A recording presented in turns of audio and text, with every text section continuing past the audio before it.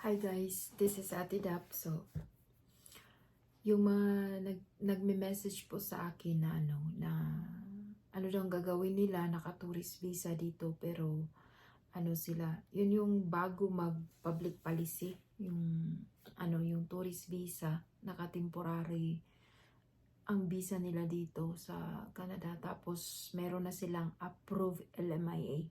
So ito yung tatlong gagawin ninyo. Ito yung narinig ko, na panood ko sa video ng isang regulated consultant na si Mark Virgilio Pagaduan. So sa kanya ko to na panood sa video niya. Ang sabi niya, 3 ways. If you have approved LMIA, magpipili ka lang dito. Una is you are going to go home to the Philippines. Kung halimbawa you're from Philippines, go home to the Philippines, mag-exit ka, and then submit your application. So your application will be made outside from Canada.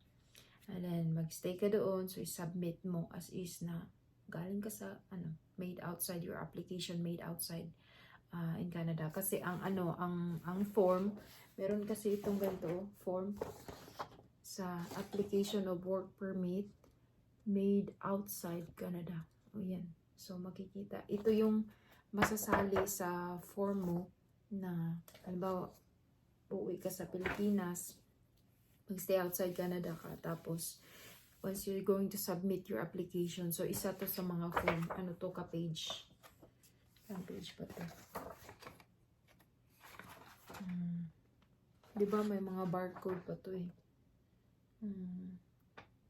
6 pages. So made outside Canada. So yun yung una, umuwi ka, doon ka mag-submit. Pangalawa, second is, ang sabi niya is approve LMIA din to siya. And then apply work permit while you're inside Canada. Pwede kang mag-apply and then submit your application outside Canada using ito na form. So while you're inside, you can apply your working permit while inside Canada, but you are going to use this form, see? Application of work permit made outside Canada. Ito na form. And then once you receive the letter of approval, you can go to the border, secure the work permit, and then ang final determination po niyan is sa IO po nakadepende. So yun po.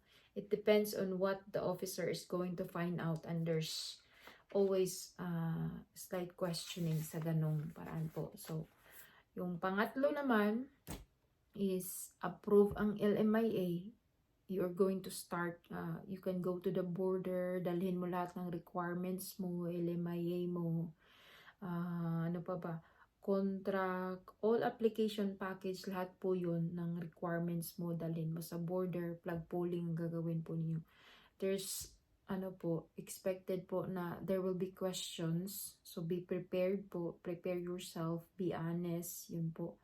And then yun, since marami po daw, sabi pa ni Sir Mark na marami pong itatanong dito, since this type of application is it looks like you're going to start from scratch. So magsisimula ka talaga sa simula. So yun po ang tatlong gagawin mo pag may approve po kayong LMIA na naka-tourist visa ka dito sa Canada. So yun ang tatlong gagawin mo. Umuwi ka, doon mo i-submit. Pangalawa, while you're inside, mag-apply ka ng work permit, but gamit ang form made outside, application form made outside Canada. And then once na may letter of approval ka na, yun, from the immigration, receive letter of approval, pwede ka nang pumunta sa border. Yung pangatlo, para ka talagang nagsisimula at doon ka pupunta sa border para mag-apply po. Yun po ang kay Mark Virgilio Pagaduan, regulated consultant po yun siya. Napanood ko sa video niya po. So ito po yung form. So yun po. Thank you and good night.